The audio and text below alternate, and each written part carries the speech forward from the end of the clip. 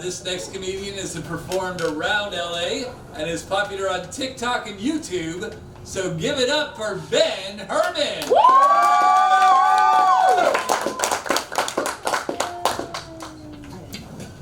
Very much. Yes! Perfect timing. Oh, what a great night.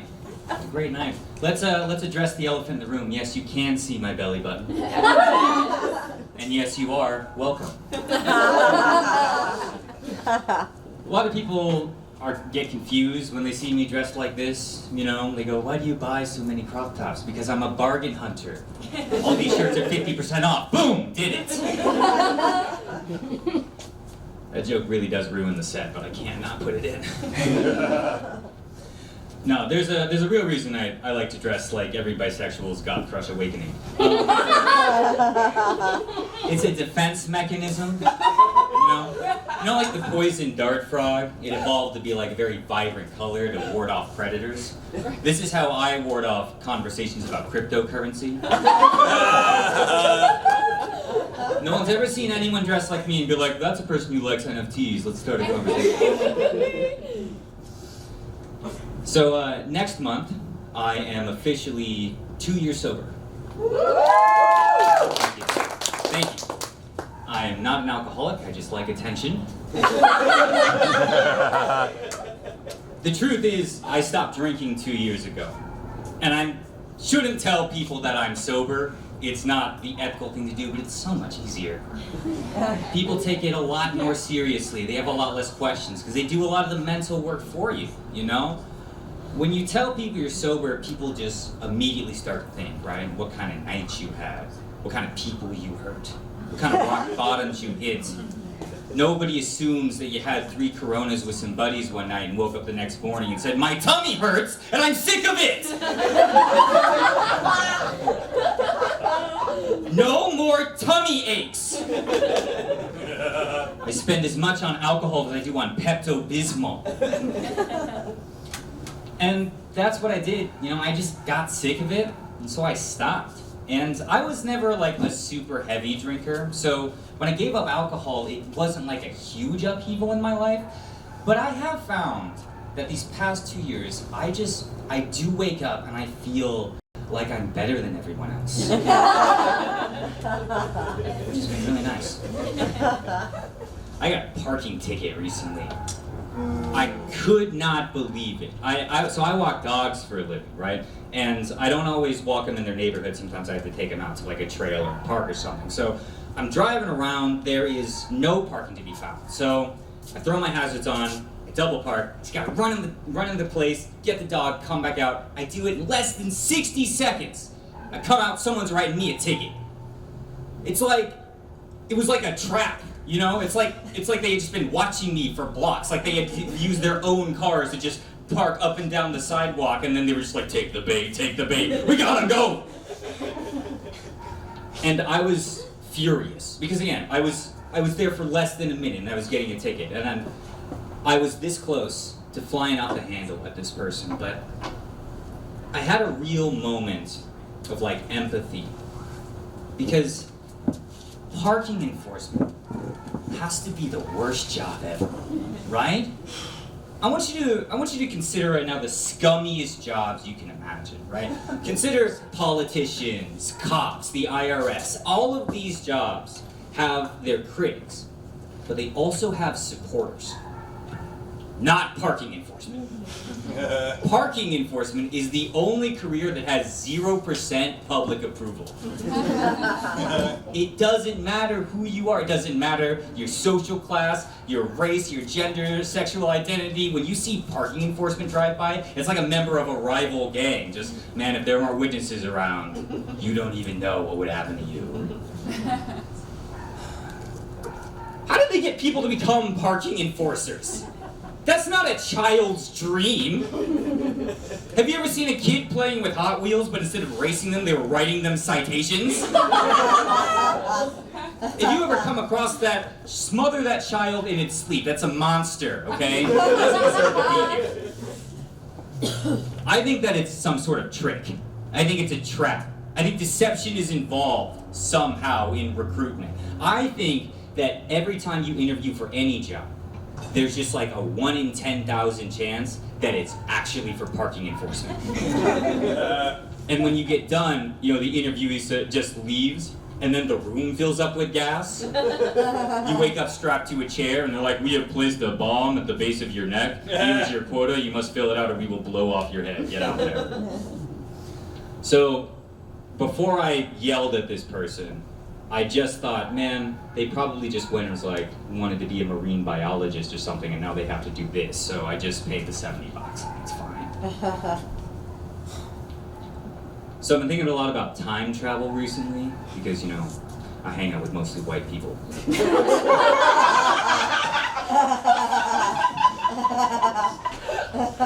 that question always stresses me out way more than it should. Somebody asks me, what would you do if you had a time machine? And I think, oh, well, what would I do? I have to make this decision carefully. No, you don't. It doesn't exist. You can say anything. I could say I'd go back to 1978 and enjoy a Sprite. It doesn't matter what you say. After you say it, Doctor Who's not gonna push you into the TARDIS like, ooh, you talk a big game, but do you walk the same, little man? No, Christopher Eccleston, please. I don't want to go. I was thinking what might be fun if you grabbed a bunch of really great athletes and you went back to like ancient Greece and you made new mythology. I would just take like Simone Biles back to Athens and be like, behold, Artemis, and then she does like 15 flips in a row. I'm like, ooh, very good. Come back to the future, just like, did you know that all of the Artemis paintings look a lot like Simone Biles? That's crazy. A lot of people say that they would kill Hitler. I feel like that's the really popular response. Can we get some noise for killing Hitler? Yeah, kill Hitler, absolutely. How? How would we do that? Is anybody here an assassin?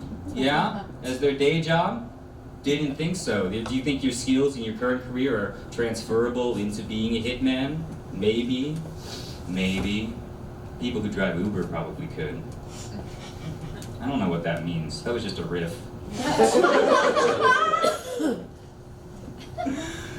But everybody thinks that they can kill Hitler. And I think that, like, if we could do it super easy, maybe we would have done it when, like, it was kind of important to do it, you know? I feel like there was a moment in time where it was like, would have been really good to kill Hitler. And if we were capable of doing that, maybe we would have. But then people say, well, I would just kill Hitler as a baby. Yeah, that is very comforting, knowing that you could murder a baby. You've really snatched the moral high ground. I'm proud of you. But there's also ethics involved with killing Hitler, right? Because you gotta kill him before he does all the bad stuff. But if he hasn't done any bad stuff yet, isn't he an innocent man, right? There's an ethical question. But then people just get tunnel vision with like murder. You don't have to murder Hitler. There's lots of ways to do it. I, personally, would go back in time, 9 months before Hitler was born, I'd find his dad, and blow him. That's the answer. There's no ethical conundrum with that. Everybody wins. It's like, you're gonna judge me? You're gonna sit there and judge me? You were okay killing a baby earlier. You wouldn't give a little head? That's homophobic. Because this is, it's the classic trolley problem, right? On one track, you got Hitler. On another track, you got millions of innocent people, and all of you are sitting there by the switch like, oh, is it okay to throw it? Is it not okay to throw it? Meanwhile, I'm in the back just like seducing the trolley driver. He never even gets going. Problem solved. Stick that in your philosophy class. Aristotle can swallow these nuts, baby. Fix it. Oh my God. That's my Harvard pitch to teach me. Wish me luck. And speaking of the Holocaust, racism sucks, huh? Right. Expected a bigger reaction. You guys still on the fence about racism? Okay. It's a good way to get trending on Twitter, my friends. No, but racism, you know what the worst thing about racism is? It's more than just hateful and dangerous, right? It's also petty. And they didn't need to make it petty too. Racism was doing enough harm and it was carrying an awful lot of weight without also being petty.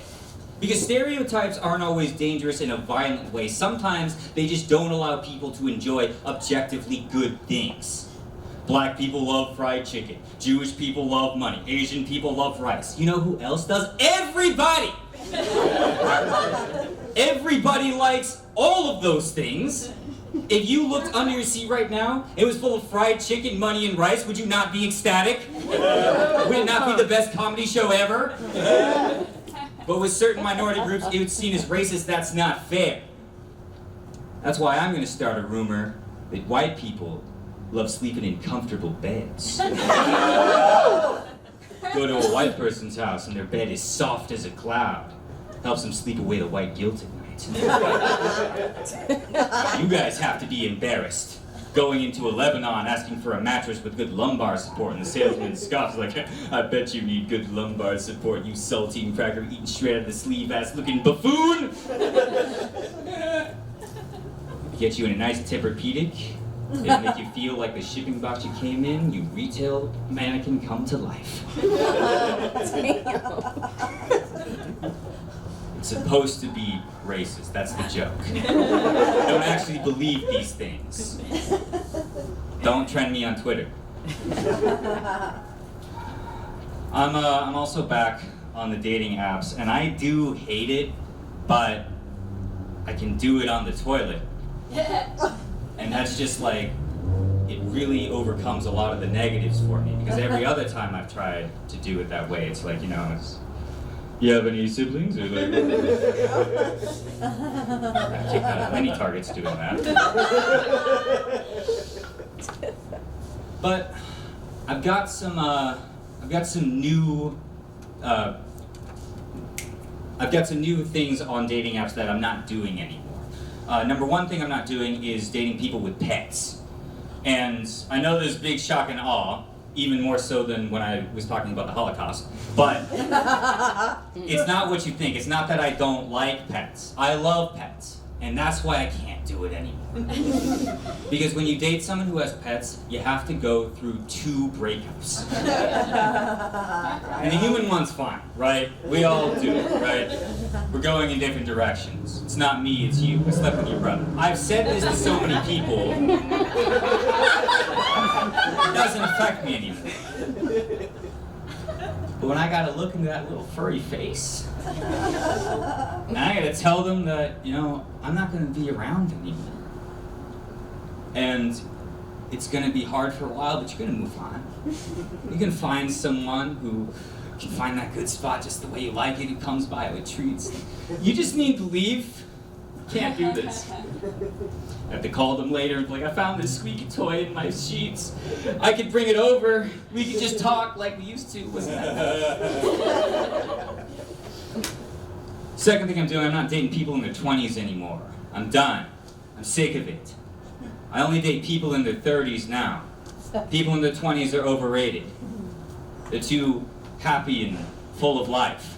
And they don't know what they want. No one in their 20s knows what they want. It's infuriating. You ask them, what are you looking for? What do you want from me? They don't know. They haven't thought about it. Not people in their 30s. They used their 20s to think about it, and now they know, which has made them efficient and professional. I don't even have to flirt with them. I just slip them my resume. Only what you need to know. College degree, 720 credit score, never leaves the toilet seat up. I look forward to hearing from you soon. This is my email address. People talk to me, they say, yeah, but people in their 20s, they're so much hotter than people in their 30s. Incorrect! Do you have any idea how sexy it is to be with someone who's so tired all the time? I asked a 30-year-old one time, do you want to wake up early with me and go see the sunrise and a hike? No, me neither. You've got a bad back, I've got bad knees, that's chemistry. 20-year-olds talk to me, it's like, Ben, I want you to make love to me all night long. I have neither the desire nor the ability to do that! 30-year-olds tell me, Ben, I want you to make love to me between 7 and 15 minutes. Just enough time for our Chipotle to arrive so we can eat and be in bed by 9:30. Yes. You whisper that in my ear, I will make sure there is a ring in your burrito bowl.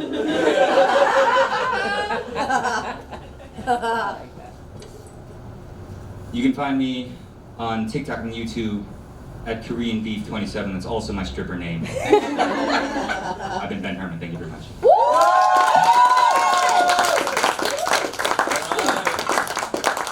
Keep going for Ben Herman.